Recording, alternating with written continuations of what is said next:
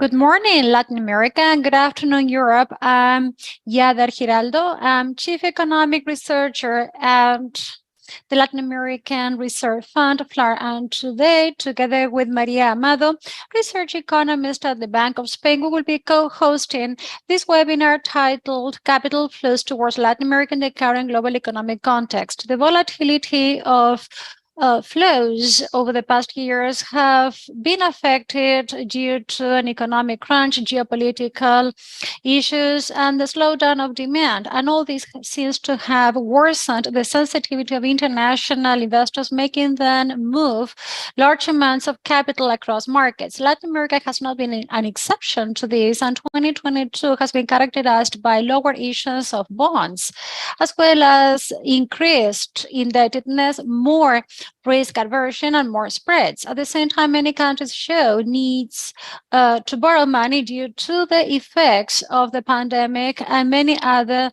developments that have occurred in the markets. In order to take a look at the latest developments of capital flows in the region and the outlook in the future, we have some keynote speakers that will do the presentation by talking about these issues in order to afterwards address questions from the audience. Without any further ado, I'd like to welcome our first speaker, Pablo Guidotti. He is full professor at the School of Government at Universidad Torquato Di Tella. He has held multiple positions at national and international level in different agencies in his country and abroad.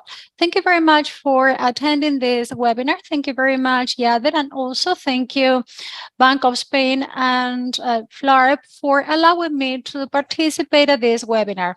No doubt, 2022 has been a very complex year in terms of capital flows for most emerging economies, and particularly for those economies that are considered to be more vulnerable, that saw a significant increase in risk. If we take a look at the high yield index prepared by JP Morgan in 2022, it went above 2,000 basis points, which can only be compared to two extreme events we witnessed in the past during the first weeks after the pandemic was declared in 2020 and after the Lehman Brothers fall back in 2008. Today, over the past weeks, this index has slid down a little bit, but right now it stands at 950 basis points approximately. And even though for investment grade countries, increased spreads are a little bit lower compared to high yield countries, they all the same had a general impact. Now, if we take a look at capital flows, emerging economies also show strong net outflows during 2022, much larger than the overall capital inflows reported back in 2021. As of December, and based on JP Morgan data, capital outflows from the bond market in EMEs totaled about 70 billion US dollars. In conclusion, we can say that, in fact, the emerging economies are right now facing quite a bleak environment. On the other hand, if we compare the current backdrop with prior backdrops, we can say that now no triggers occurred in emerging markets that can be identified as the very cause of such a strong increase in risk. They have not been credit triggers either in these emerging economies that may have spillover effects. However, there have been some credit developments, perhaps the one reported in Sri Lanka being the most significant one. But when taking a look at the economic conditions in that country, their macroeconomic conditions were quite imbalanced, causing that situation to be the result of an idiosyncratic cause that had no spillover effects in other countries like in prior crises. So in the absence of such triggers in emerging economies, we can say that there has been a reemergence of inflation globally as a result of the current uncertain context. In the first part of the year, and due to the Russia-Ukraine war that affected commodity prices and energy prices, and to a lower extent, the crisis that is right now taking place in the real estate sector that has also hit the Chinese economy. However, setting the Ukraine war aside, we can say that the most important phenomenon that I would like to focus on has to do with the emergence of inflation as a global phenomenon, where there's uncertainty as to how it's going to evolve going forward and the policies that will be implemented, down to 0 for the United States and 1% for 2023. Therefore, when we take a look at Latin America and the Caribbean, such regions have not been exempt from such increased volatility, but we do see some differences. If we take a look at Mexico, we can see that growth prospects have also been downgraded.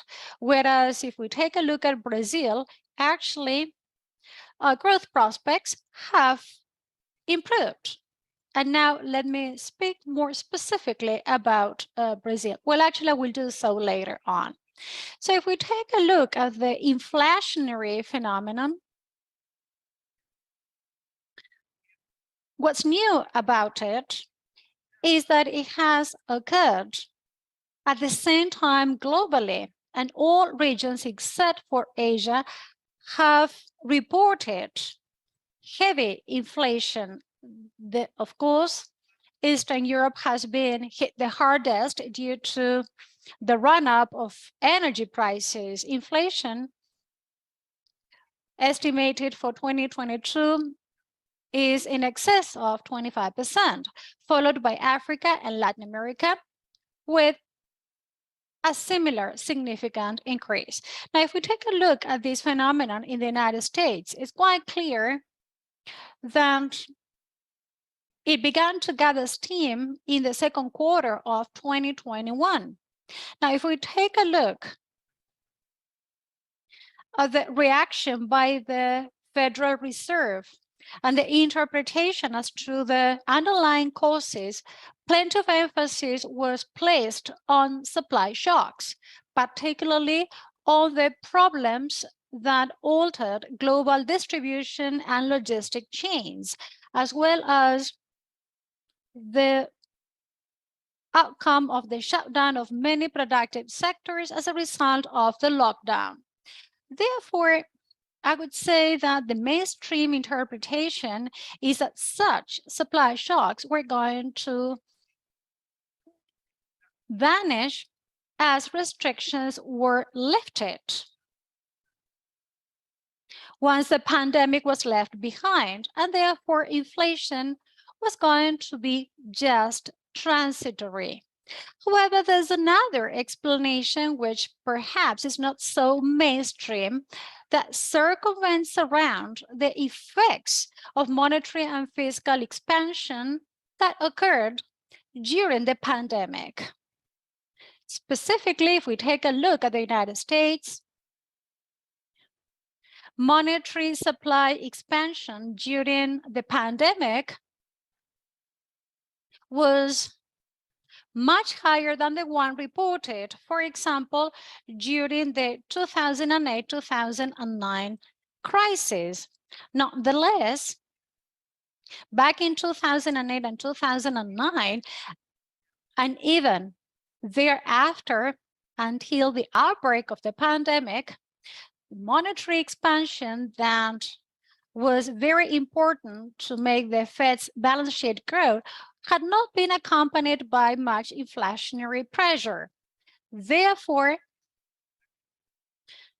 during the GFC, the Fed actually faced deflationary pressures by contrast. So what was different this time? Why is it that now we see such high inflation rates? One way to approach the issue is the following. During the GFC, the crisis as such resulted in the impairment of liquidity that was not conventional or banking liquidity as such. We are talking about the so-called debasement of safe assets that caused liquidity to plunge and which was counteracted by the Fed's monetary expansionary policy. Now, during the pandemic, something of this sort happened. Several countries saw an increase in the demand for money for precautionary reasons. Therefore, the Fed's expansionary policy somehow offset such increase in demand without causing inflationary pressure. Now, once the pandemic was over and demand began to go down, the Fed did not act accordingly. It did not implement any tightening.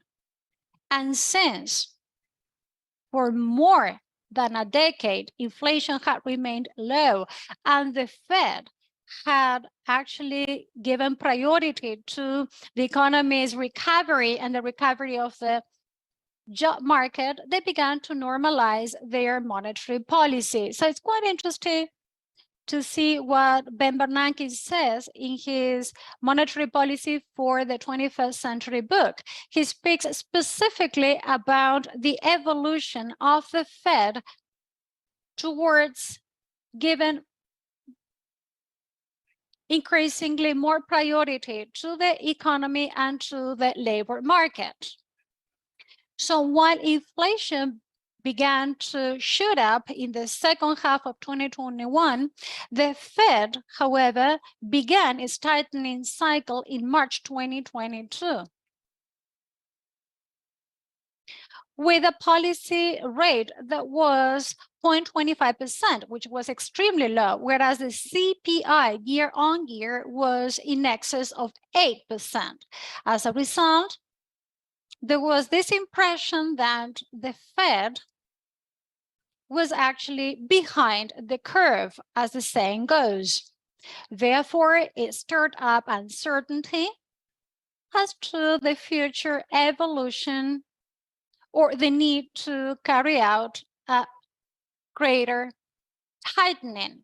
Now, when we take a look at inflation in our region and how it has been passed through, and I'm going to set aside Argentina, Venezuela, where inflation is due to other reasons, we can see that this pass-through was mainly due to imported inflation and the fact that since the dollar is the prevailing currency in the region for foreign trade, somehow contributed to inflation pass-through. But central banks in our region have always been much more sensitive to inflation and reacted much earlier than the Fed. Brazil, for example, began its tightening cycle in May 2021, Chile, Mexico in July, and Peru in August 2021. And today, we already see the fruit of such early measures.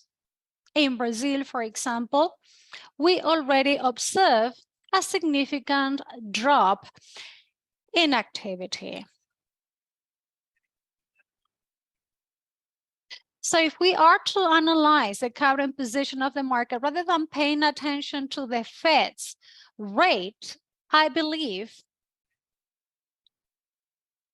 that we have to take a look at future movements and how persistent inflation might be going forward and the outcome that this could have on economic activity. Now I will share my own view in this regard with all of you, which is not necessarily a mainstream view. I believe that after being behind the curve, the Fed's latest action and the latest dot plot they released somehow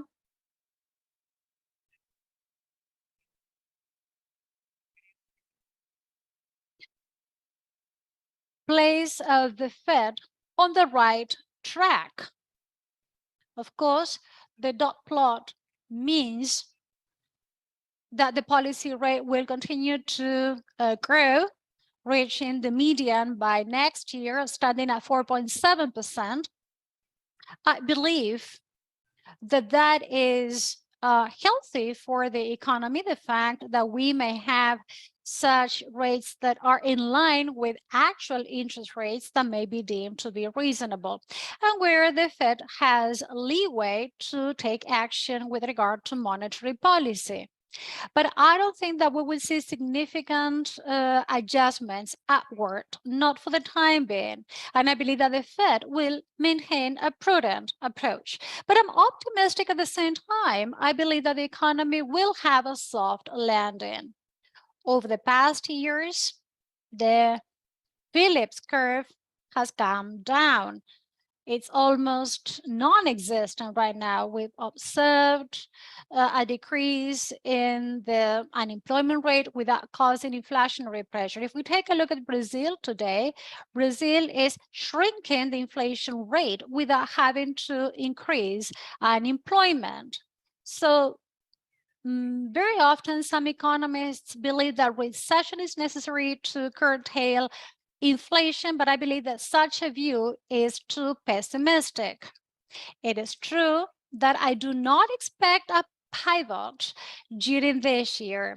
I believe that we are going to have about 75 basis points increase for the time being, and we will remain along the same path as foreseen in the dot plot. There are four other elements I would like to highlight. One has to do with this relationship between inflation and unemployment that has come to an end, according to the Phillips curve. Second, there are many central banks that are taking action at the same time. And usually when you think about monetary policies, you think about a single central bank, but now all central banks are taking tightening actions, therefore having a greater effect on inflationary pressures. On the other hand, the triggers of inflation, both monetary expansion and supply triggers, have vanished. They have been reversed, and therefore today there are no new causes thrusting inflation. On the other hand, the Fed's credibility has proven to be very high, and inflation expectations are strongly anchored, surprisingly anchored at very low levels. Now, if this is true, I believe that we are going to tip into a new normal with 10-year rates standing at 4% approximately. And once uncertainty lowers, I believe that financial conditions will improve in the emerging economies and in the region in particular. I believe that today the number one risk we see in emerging economies have to do with countries with a high debt level. This is usually the result of the policies that are adopted during the pandemic, both in developed countries and in EMAs. However, it is also true that today all emerging countries have better external liquidity. All countries have understood their relationship with the capital markets much better, and they are better prepared to face volatility. The IMF has also priced in better instruments than in the past, and I believe that spillover risks are therefore lower in the market despite those high debt levels. Current liquidity positions make me think that we will not be facing very significant spillover effects as we experienced in the past. And in closing, and I'm from Argentina, so I have to say something about it. When we take a look at the Argentinian economy as part of this debate within the scope of the region, you know that Argentina is an idiosyncratic case where the country's evolution hinges upon domestic developments more than international developments. And if you have any questions, of course, I can throw more light at it. Thank you very much for your attention. Thank you very much, Pablo, for your presentation. You have mentioned several aspects. For example, the clash between supply and demand triggering extraordinary inflationary levels. Perhaps some current generations have never seen such high inflationary levels, something that was only found in the literature. So it's good to see that you're optimistic by contrast with many other economists that believe that the environment is much more bleak. But the fact that we might rally or we might walk out of this crisis without affecting fundamentals and growth is quite an interesting approach because it helps us be optimistic as well. Thank you very much. Next, I would like to invite our next panelist, Martin Castellanos. He is Chief of Research at Latam and the Institute of International Finance, and also Maria Paola Figueroa, also from the Institute of International Finance. They will speak about capital flows in our region. So welcome, Maria Paola and Martin. You have the floor. Thank you very much for the kind introduction. I would also like to thank FLAR and the Bank of Spain for hosting this event. I believe that the timing for this debate is perfect. We'll try to be just as optimistic as the prior speaker. Well, now we are reviewing our report on capital flows to emerging markets for this year and next year. This report will be published in December. So we have some slides that we would like to share with you. I believe that you can all see the presentation on the screen. First off,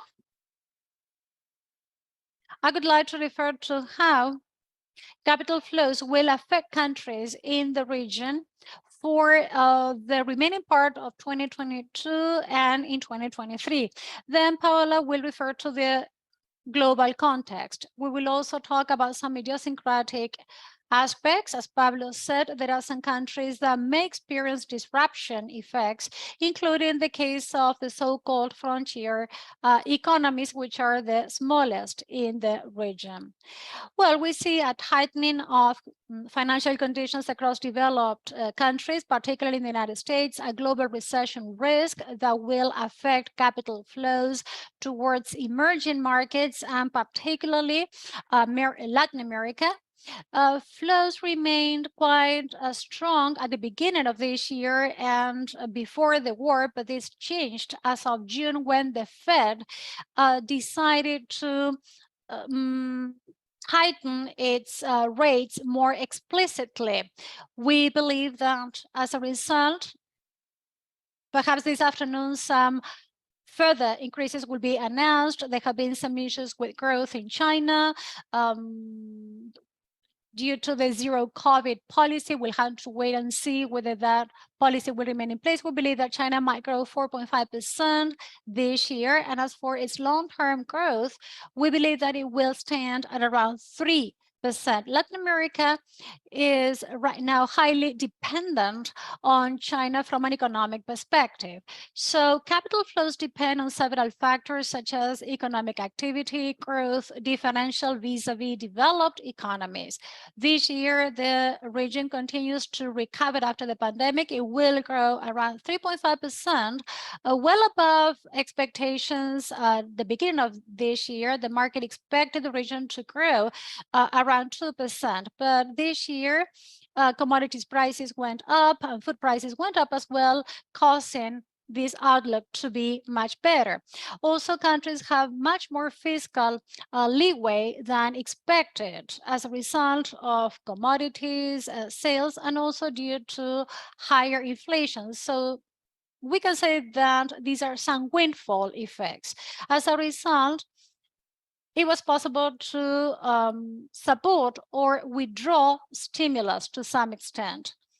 Now, as for the outlook for the rest of this year, next year, we expect a slowdown due to a more unfavorable context and due to the tightening of the fiscal and monetary policies across the countries in the region, and perhaps lower commodities prices, even though we still expect such prices to be high.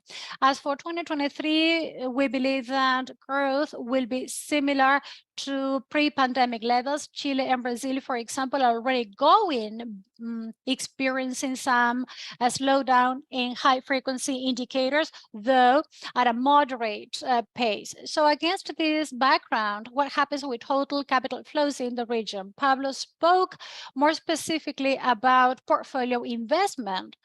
Well, we believe that capital flows towards Latin America early this year went up quite strongly, particularly during Q1.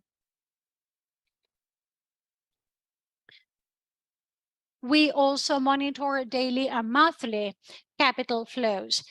We believe that the trend has remained steady in aggregate in the second quarter, and as such, October total flows this year will exceed those reported in 2021, and they will stand more or less 30% below the record highs reached in 2010 and 2014, but more or less at the same pre-pandemic levels. This accounts for this increase. The direct foreign investment also went up, and also external indebtedness. Portfolio investments have been affected as a result of some significant outflows towards the fixed income segment in Mexico and Brazil. In Chile and Colombia, there have been some inflows, but all the same, the portfolio investment segment is much more volatile now than early this year or even last year. Let me clarify that we are talking about non-resident capital flows here. When we take a look at resident flows, we see that outflows continue to be significant. In some countries, this is quite chronic. In others, it's a new event, like in Chile and Peru. Therefore, this is the flows dynamics up until now. As for the factors affecting capital flows, leaving growth aside, I would like to pinpoint 4 additional factors. First off, increased commodity prices that led to investment opportunities in specific sectors in the region.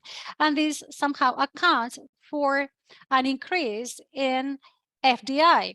We see some examples in Mexico and Brazil. As for FDI, this year, the numbers will twofold those reported last year.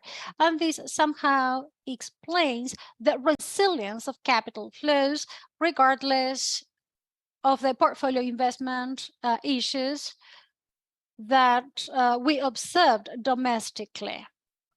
As for the second factor, we have to talk about the rate spread vis-a-vis developed countries, causing the region to be more appealing. Central banks in the region took a proactive approach, especially Brazil and Mexico. Brazil started at a lower level compared to Mexico, but there were the two central banks in the region that took the quickest action, allowing for restraining somehow inflation expectations, avoiding a second round increase. I think that this was a very important decision. Now, interest rate hikes show weaker fiscal positions. That we have the pandemic with some global effects. There has been some fiscal consolidation in the region, but in broad terms, we see that most countries are now moving towards a more deteriorated scenario as for their position.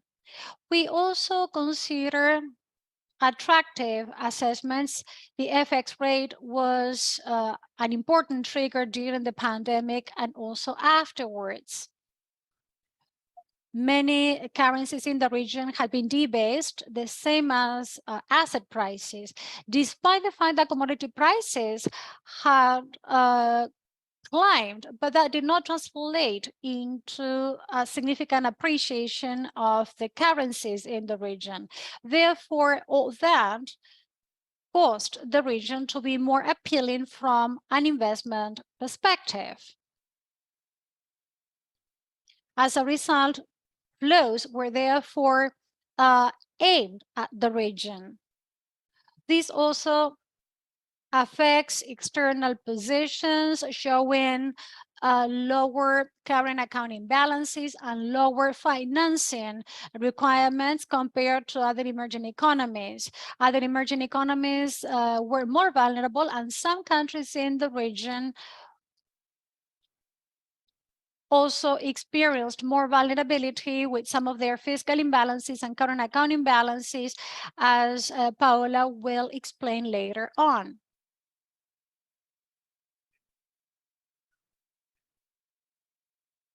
The last factor is an indirect one.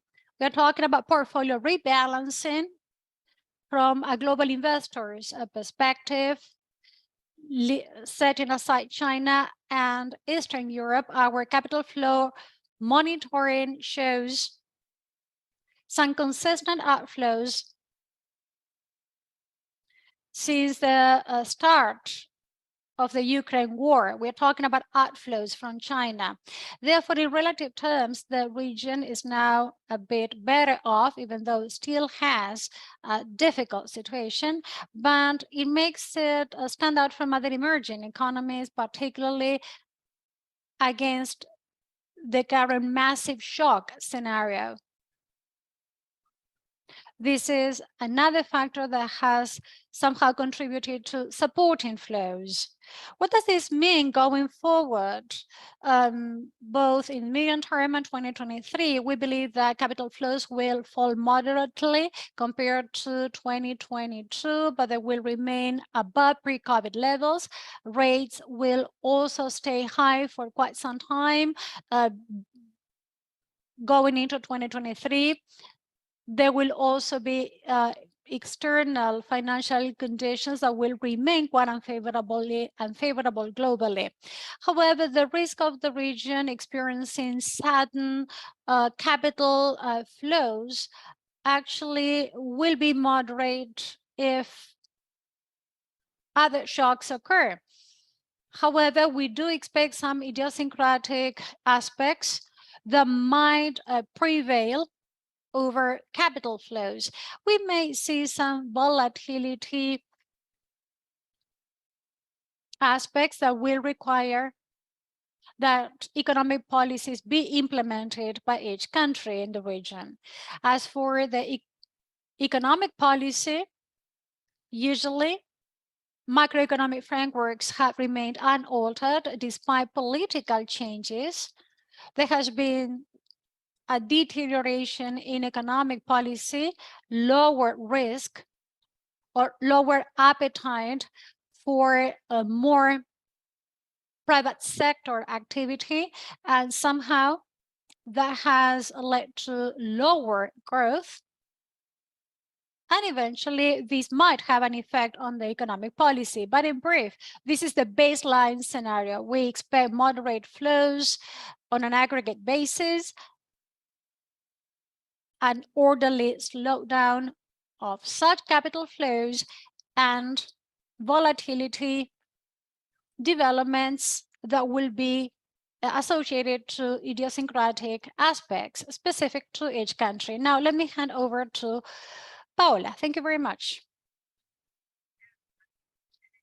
Thank you, Martin.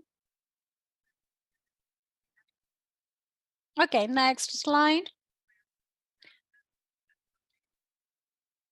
But next, and after this macro view about the region, now I would like to highlight some aspects concerning external vulnerability of emerging economies against the backdrop of capital outflows and some potential mitigation factors with regard to the impact such outflows may have. I would also like to focus on Colombia. I will refer to those sectors in the emerging economies where higher pressure exists with spreads above 1,000 basis points and lack of access to the international markets. And if possible, I would like to share some takeaways with you. We have just held our annual meeting here in Washington, so I would like to leave you with some takeaways after such a meeting.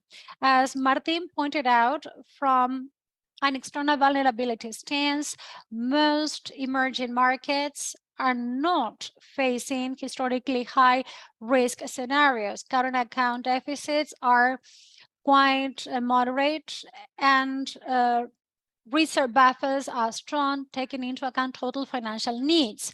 Except for Turkey, the countries or the 5 countries considered to be fragile in 2023 are right now in a much better position. And even though the outlooks for emerging markets continue to be challenging, external vulnerability continues to be lower compared to prior shocks. In the current context, macroeconomic weakness in Colombia has been on the table when analyzing the Latin American environment. In 2021, we talked about current account deficit there, and we say that external financing risks were going to go down, provided that the fiscal policy in the country was significantly tightened. Since then, fiscal deficit has come down slightly as a result of the former administration's fiscal reform and increased growth, but macroeconomic imbalances remain. In this respect, we see that Colombia is one of the fewest commodities exporters in emerging countries in such a situation. Up until now, this has been managed because capital flows remained high with no significant draw despite of some macro imbalances, despite uncertainty due to the elections. However, the risk of abrupt changes in the political scenario could affect this balance. We have observed some significant outflows in the last week of September, which, however, have not offset the inflows reported in June and August. Data for the first half of October with regard to portfolio flows, as shown on the right-hand side, were quite moderate, above zero, and we believe that the strains in the market recently show that flows weakened in the second half of October. However, there's certain margin in order to improve current account deficit in order to bring it down in 2023. Fiscal deficit should be lowered in order to improve national or domestic savings up to 1 point. But there should be a fiscal consolidation that does not seem quite likely. Deficit is believed that it's going to be below 7.8, much lower than 7.8 compared to 2020, but it's going to be about 1.5 compared to 2019. According to the administration's plans, fiscal deficit will be further reduced in 2023, but we still see an upward risk due to expenditure or spending pressure and high interest rates. So we believe that it's highly unlikely that fiscal consolidation will occur in order to reduce risk premiums. Risk will continue to be high compared to other countries in the region that are also seeing some political uncertainties, such as Peru, Ecuador, and even Brazil. There's political uncertainty in such countries, with some risk levels also in Colombia, where such risks are even higher.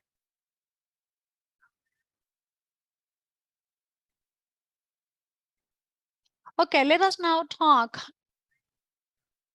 about the so-called frontier markets.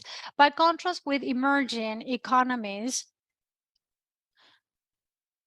several frontier markets do not have moderate current account deficits, just the opposite. Costa Rica, Salvador, like Sri Lanka, reported very high deficits last year. In monitoring high-frequency data, we observed that some of these countries have widened their deficits, especially in Q3. As for service balances, they also experienced a significant shock. We are talking not only about commodities prices in frontier countries that are significant importers.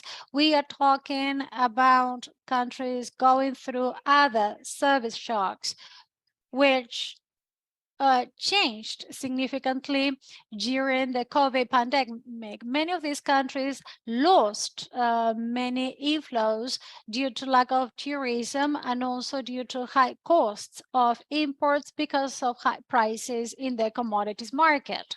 Now, if we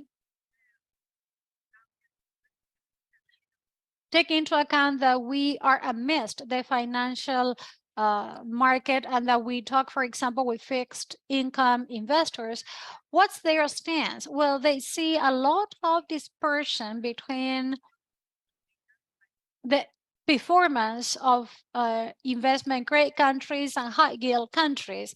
That is to say, those countries that report high yields.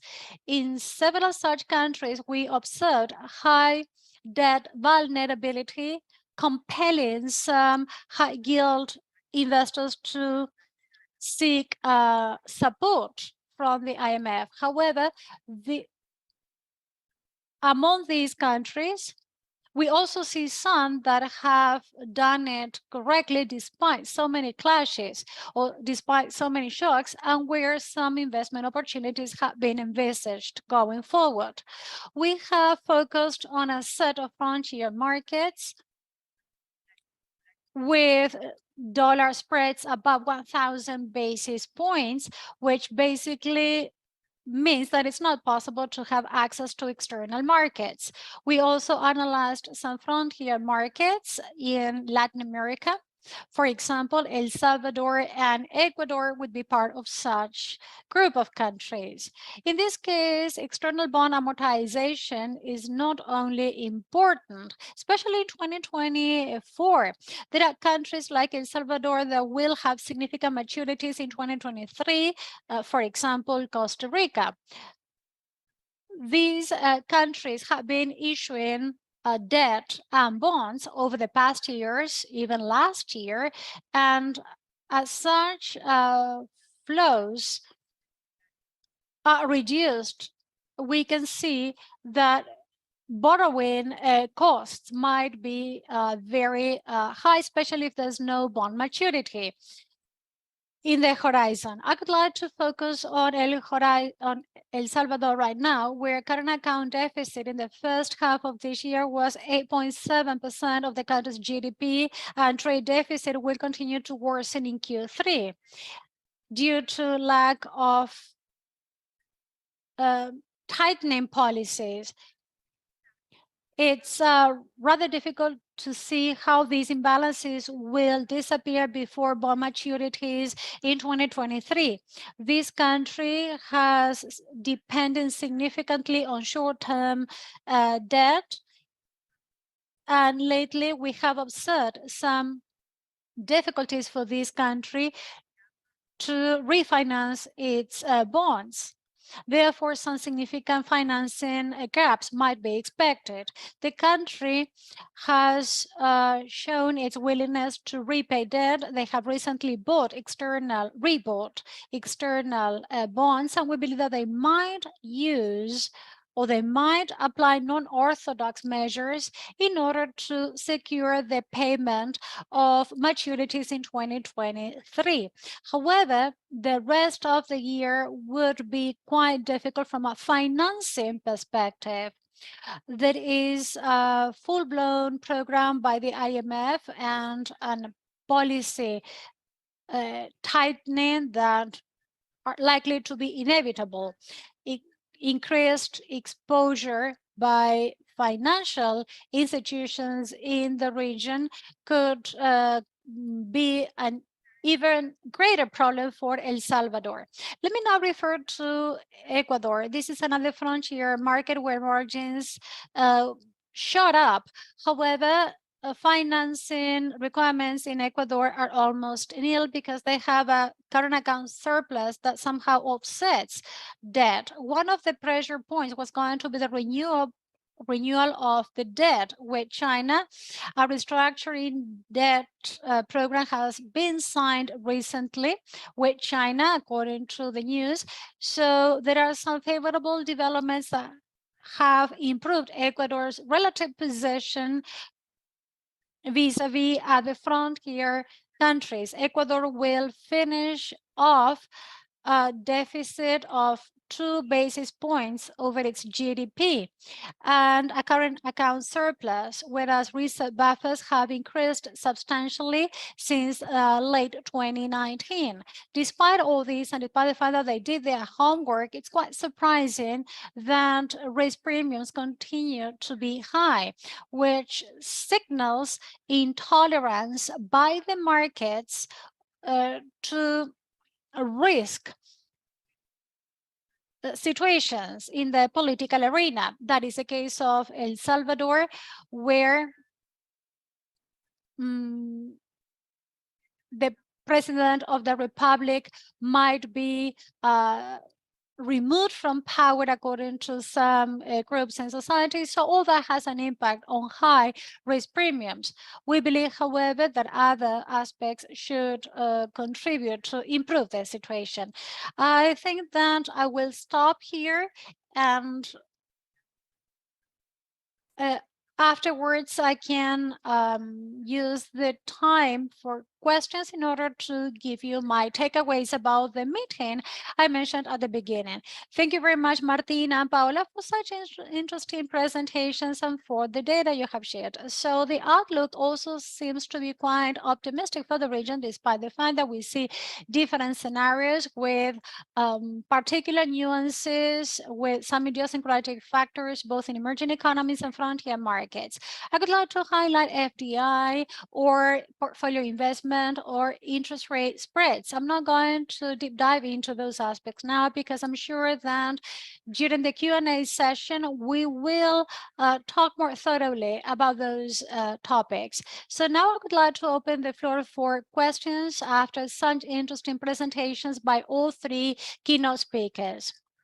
So let me start with the round of questions. All these questions have been posted by our audience. They have been classified into different subject matters. We're going to have one question for each one of our speakers. So let me start with Pablo. So Pablo, this is a mandatory question. Given the current circumstances, everybody knows that the US Fed is holding a meeting today. They will decide on the monetary policy rate. Is the market expecting interest rate hikes similar to the ones reported after the prior meeting?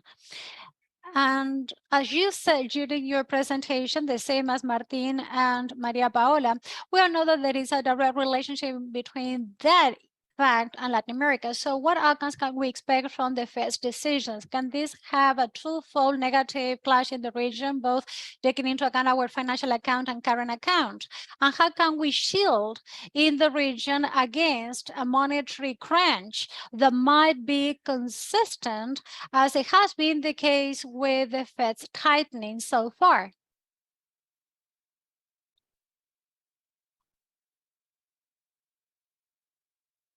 Well, with regard to the decision we expect today,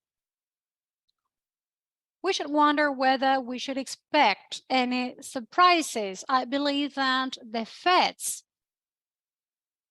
roadmap, and contrary to historical events in the past, started at a very low level.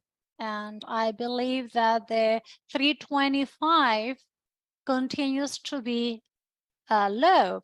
Therefore, it should not be surprising if today a 75 basis points increase is announced. Now, it's true that the Fed has reacted much faster than in prior tightening measures, but they started off at a very low level, and actually they started out a bit late. It's quite obvious that there are two issues here with regard to the effects this can have in the region and in the emerging economies. One has to do with the rate level, and then we have uncertainty as to what is going to happen. In my opinion, today, should they ratify what the market is expecting, we might enter a less uncertain scenario, which should not be bad news at first glance. I believe that interest rate levels, current interest rate levels, are much healthier than those near zero that we experienced over the past decade or so. In this respect, I believe that overall countries are well positioned liquidity-wise. In the case of highly indebted countries, fiscal adjustments are required. In the case of Colombia, I believe that corrections are required.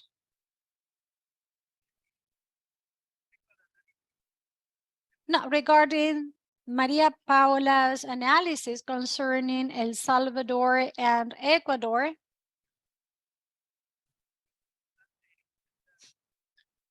I think that we should understand how an economy pegged to the dollar functions. Perhaps one of the beauties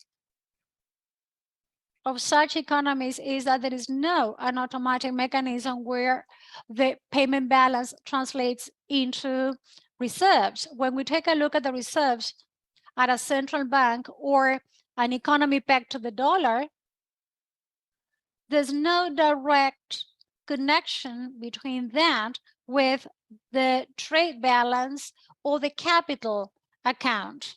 Because at the end of the day, we are talking about private sector's movements. Therefore, liquidity in the reserve buffer belongs mainly to the public sector. And perhaps the only contingency that should be foreseen is whether the central bank should act as a last resort lender or as a lender of last resort.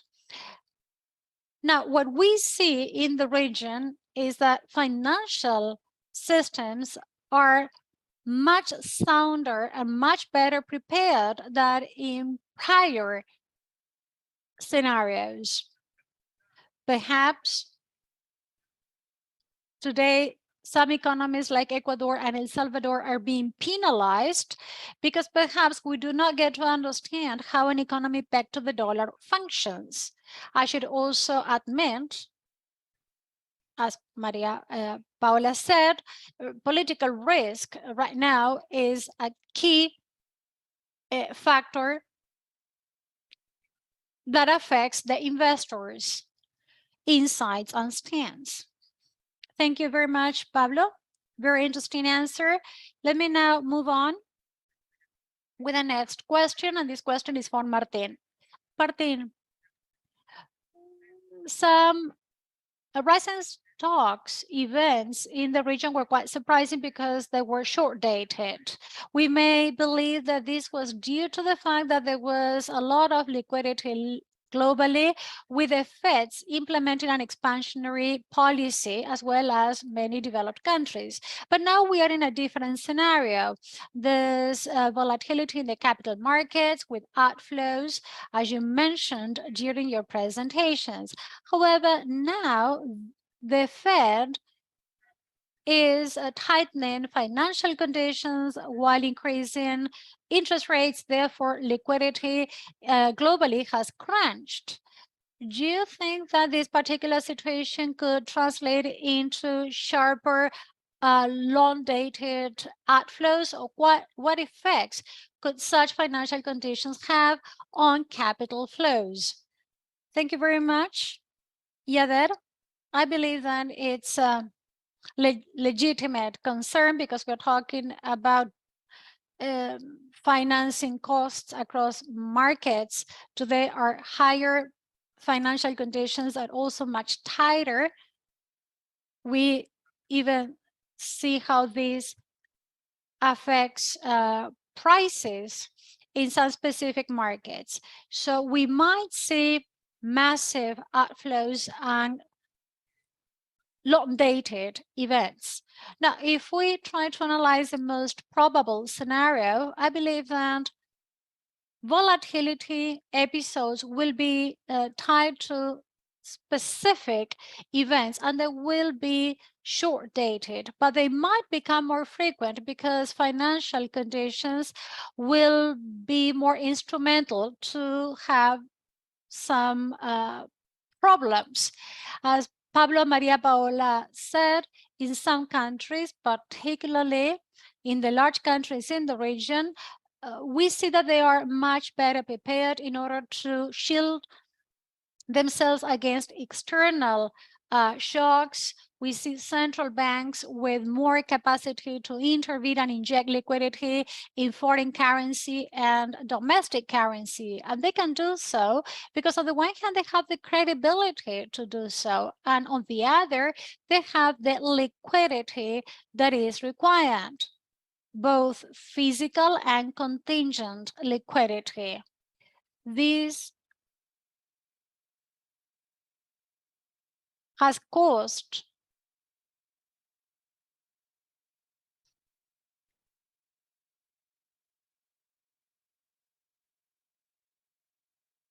some central banks not requiring high technical profiles on their boards. All the same, their monetary policies remain credible because the institutions are working on an autonomous basis. So that makes quite a significant difference.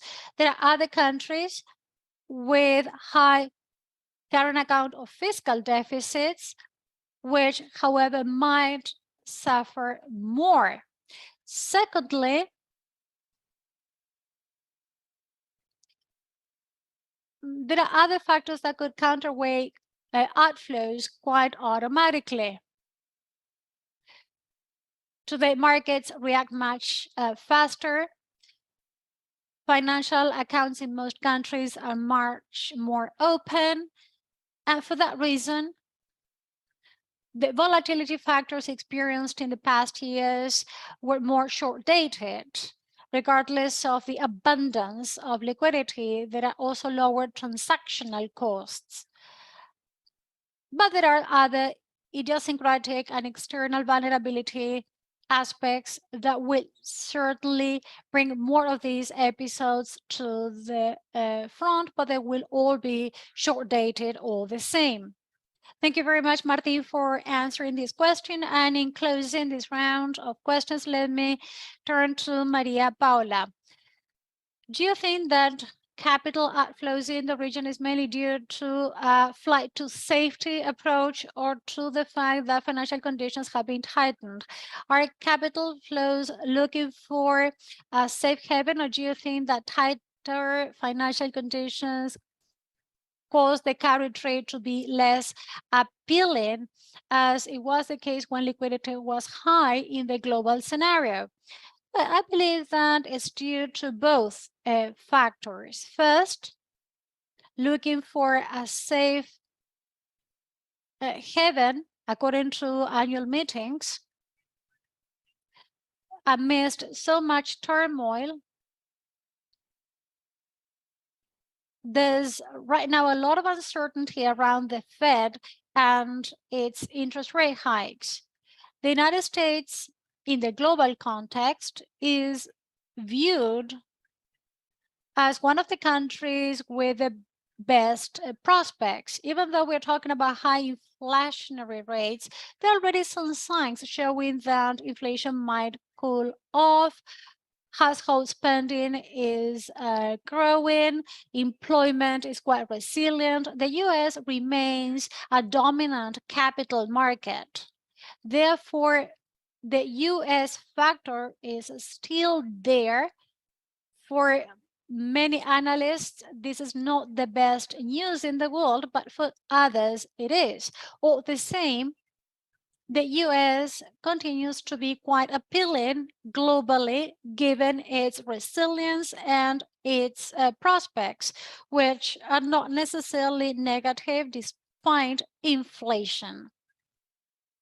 On the other hand, and if we now talk about the current environment in the emerging economies, it's true that financial conditions have tightened globally.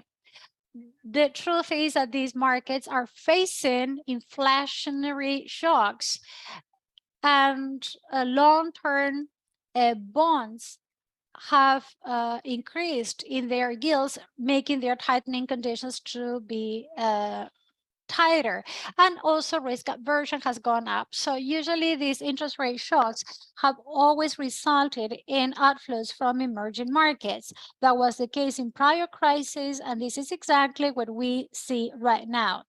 In addition, we are talking about several central banks coming together but having sometimes different policies. Even though there has been a widespread increase in interest rates, we saw how the Fed is totally committed to fighting against inflation, not only rate-wise, but also through its bond program.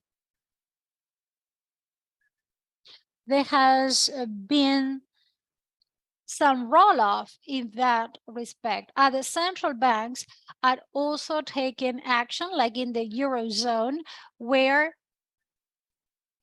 peripheral countries are being supported. We have also observed this in China and Japan. So we see some divergence with regard to monetary policies in developed economies, which creates increased volatility. As a result, this is more challenging to face by emerging economies. As for high frequency of non-resident flows to emerging markets, this is being counteracted by other outflows, like in the case of the taper tantrum in 2006 or other progress in 2015. We have also observed continuous volatility in the stocks market that have also hit the market's outlook. Now, let's talk about emerging economies, excluding China. Here we have also observed a significant phenomenon. This year in China, there have been some significant developments with respect to exposure in the country. For 2 consecutive years, investors had invested in that country. The flows were not actually affected by 10-year rate spreads or by tensions in the real estate sector in the country. So they still implement the zero COVID policy, and the quality of their spreads have not been very helpful. We believe that the Ukraine-Russian war was a tipping point, and we believe that this is leading to a reassessment by investors with regard to the geopolitical risk in the region, which has triggered off some consequences as translated in the trend with regard to flows going to China. Thank you very much, Maria Paola, for such a thorough answer.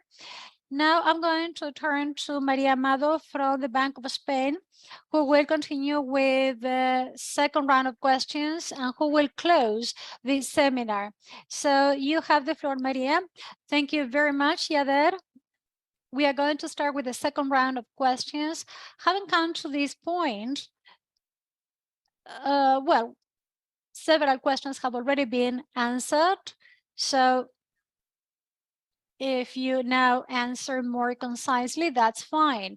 Let me start with Pablo. Pablo, as you mentioned during your presentation, central banks in the region reacted first by increasing rates in order to counteract the rise in prices. Do you think that this consistent rise in interest rates in order to keep a positive spread vis-a-vis international rates could somehow prevent a potential outflow of capitals from the region? As a matter of fact, central banks in the region have taken preventative measures by increasing rates early.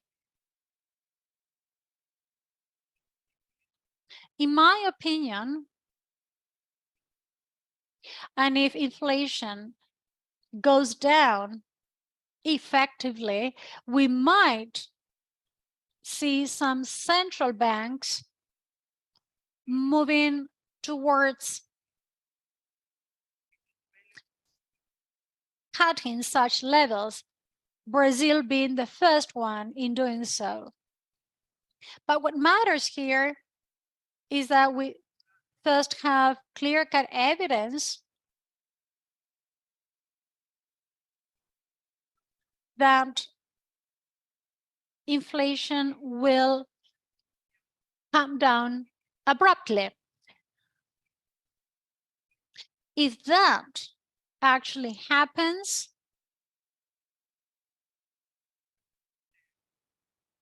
I think that the external scenario or uncertainty will vanish and the scenario will become more favorable, and pressure and capital flows will lessen. Thank you so much, Pablo, for your answer. Next, let me turn to Martin. Martin, according to your interpretation, to which extent political uncertainty is having or taking a hit on capital flows in the region? You said that in the current context of high commodity prices, the outlook with regard to FDI is positive in the region. However, you believe that political and social conflicts that have been taking place in some countries could stir up uncertainty and somehow take investment away from some sectors, for example, the energy sector. Thank you very much for your question, Maria. Yes, as a matter of fact, when commodity prices went up, the foreign exchange rate was not or did not move at the same pace as the currency appreciation. In other cases, that correlation had been high. There was sort of a breaking point. We believe that the current social and political context might account for that, particularly after the pandemic, and taking into account the impact this can have on the fiscal scenario. I believe that there was sort of a breaking point there. And this, as Pablo and Maria Paola said, was translated into some effects in the price of assets and the exchange rate. We have to draw a distinction between social aspects and uncertainty in the economic arena. I believe that in Latin America, the economic outlook or the economic forecasts have worked quite well. I believe that at the end of the day, in Latin America, many of these conflicts do not cause democratic institutions to be destabilized. We believe that investors are somehow observing this closely. This is not something new, and therefore they eventually pay attention to what is effectively implemented.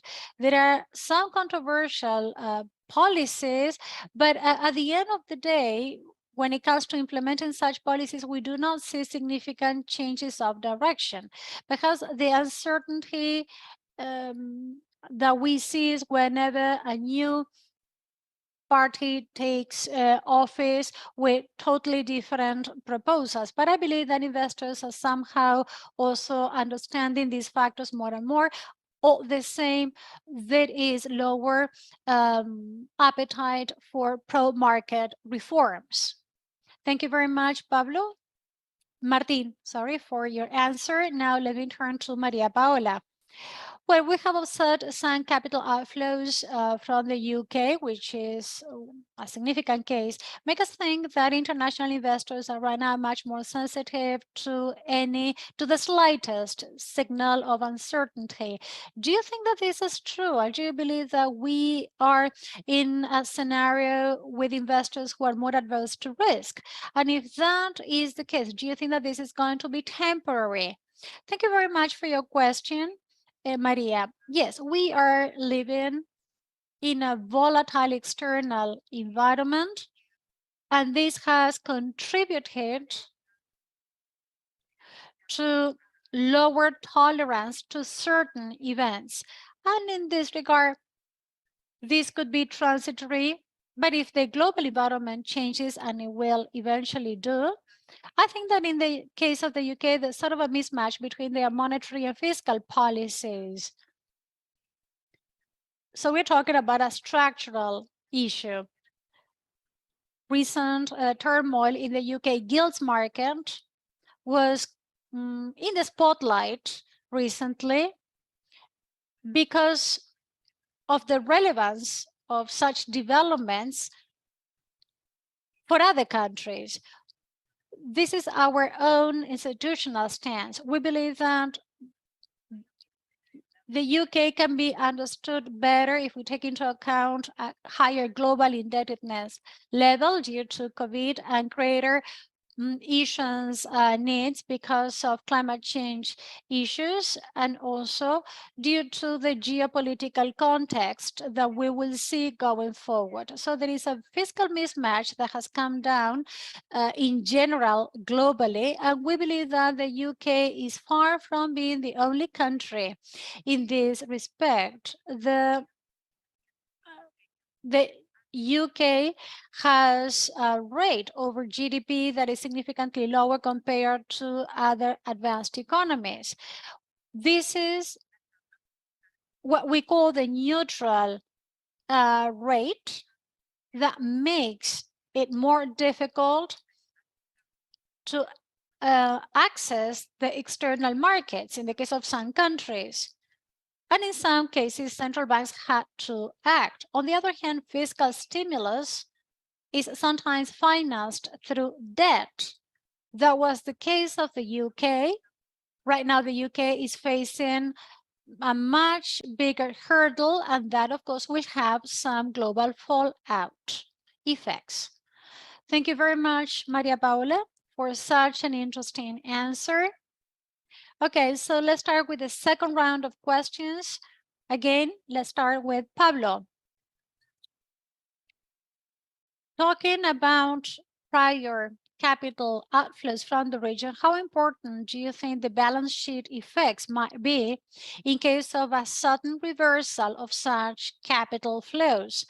Or how sound are the conditions in the region in terms of liabilities and reserve buffers. During your presentation, you said that there are high indebtedness levels, but taking into account external liquidity, the outlook in the region is much better. So what do you observe in the region if you compare different countries, setting Venezuela and Argentina aside, which tend to be peculiar cases? And ultimately, what policy strategies could be implemented in the region in order to tackle this situation? Well,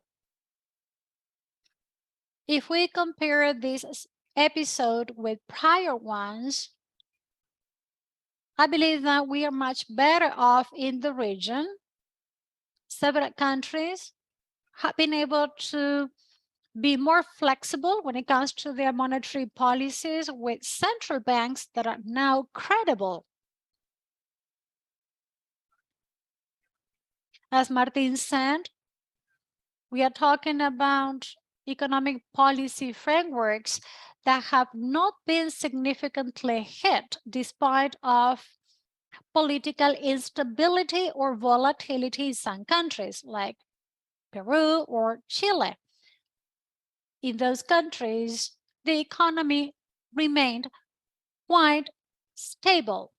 So in this respect, liability dollarization has come down significantly across the region. There are some domestic markets which are much more developed and much more financial regulation. Even in a basket case like Argentina, after the crisis in 2001, a number of financial regulations have been enforced to avoid any mismatch of currencies in the financial system. I'm talking about a significant mismatch. That is to say, dollars can only be lent to companies that earn profits in dollars, and most of such reserves are sitting with the Central Bank of Argentina. So I believe that right now there's a much better understanding about liability dollarization related risks. There are domestic debt markets which are much deeper. To a great extent due to the pension reform in several countries. Many pension systems are now managed by private stakeholders. In the past, they were fewer than now. And also due to international reserve management, coupled with increased FX flexibility. So as a result, now the economies in the region are proven to be more resilient. Usually, of course, this varies from country to country. We do not see uniformity across the region.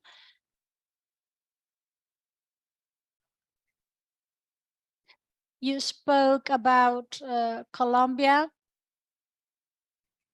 with twin deficits that are quite marked. That, of course, throws a shadow of concern. But I believe that all in all, the region is quite well prepared, and I do not expect from the current rate hike cycle, except for some unexpected situations that might arise. I do not expect the region to have to experience any significant sudden stops in the near future. Thank you very much, Pablo, for such a thorough answer. Next question is for Martin. So the current circumstances in Europe, both from an economic and geopolitical perspective, have increased risk aversion, causing investors to look for a safe haven for their capital. How likely do you think the flow of such capitals to the region might be? Do you think that countries in Latin America could be the ultimate destination of such capital outflows from Europe? Well, I mentioned that during my presentation. I believe that right now, in the current portfolio rebalancing, Latin America stands good chances. And this affects not only Europe, but also China. 30 billion US dollars came out of China from government bonds. And we see outflows since the war started. So provided that this does not gets worse or does not cause a problem in China, we believe that it might be a good opportunity for Latin America, because Latin America will be relatively better off, not only because of the economic institutions that Pablo mentioned before, but also because the political institutions will also be favored.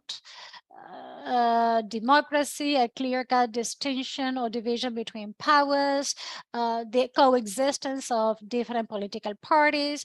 So if we take a look at what's happening in other countries in the world, this might entail an opportunity for Latin America becoming increasingly more important.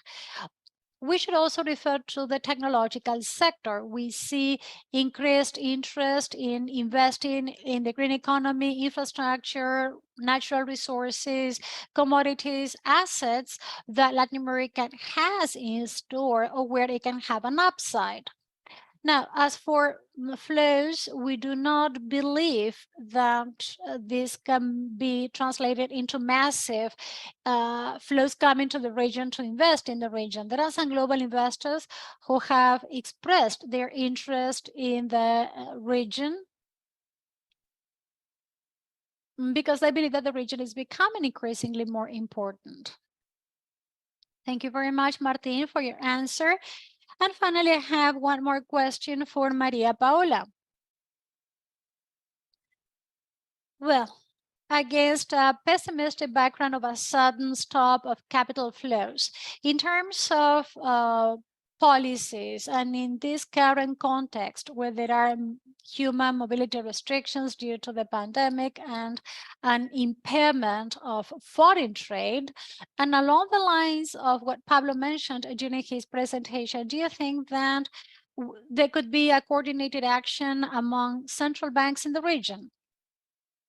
Yes, I believe that the capital outflows that occurred just recently showed coordination by central banks.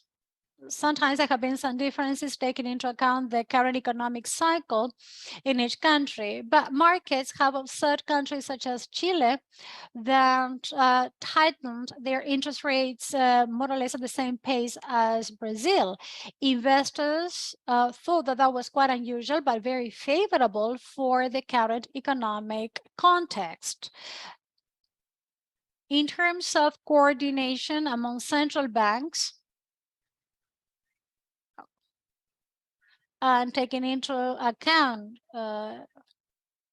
restricted mobility, we have to recall what happened with the pandemic, when central banks proved a great deal of coordination, as reflected in a paper by the BIS, where central banks somehow left aside orthodox instruments to reduce interest rates, even if that meant a debasement of their currency, due to some structural changes that improved inflation expectations, restraining the pass-through of exchange rates while avoiding inflationary risks. On the other hand, the Fed also responded quite quickly, the same as the central banks of other countries, for example, by easing in their monetary policies that contributed to moderating global financial conditions. As a result, appreciation of the dollar appreciation lessened, and therefore some of these countries were able to reduce interest rates and target their economic policies towards domestic needs. So that is what happened during the COVID crisis. Right now, I believe that this might continue to happen. At the moment, our economies were low in the economic cycle. Now, in the case of emerging economies, we see some demand pressure that are pushing inflation up, and we clearly see a risk factor affecting emerging markets, and that is a strong dollar that would somehow go against such measures when it comes to adopting certain monetary and fiscal policies in the region.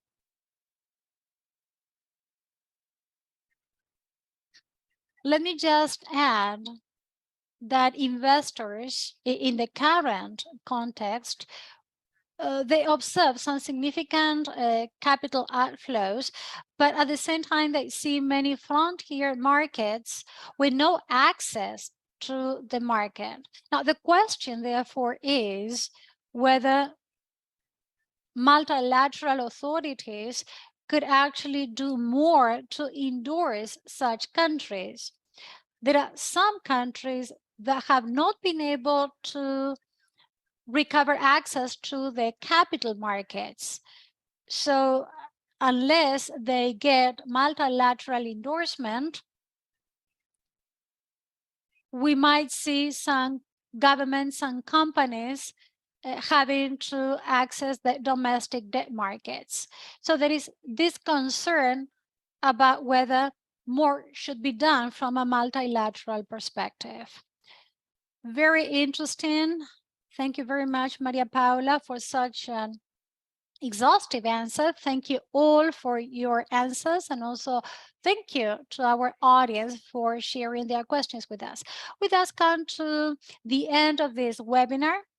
All presentations have been very interesting, so we're very thankful to Pablo Guidotti, Martín Castellano, Maria Paula Figueroa for your participation, because you have enabled us to compare different stances with regard to external risks facing the region that are very significant in order to make decisions, or for policymakers to make decisions. I would also like to thank the technical team from FLAR and the Bank of Spain who made this webinar possible.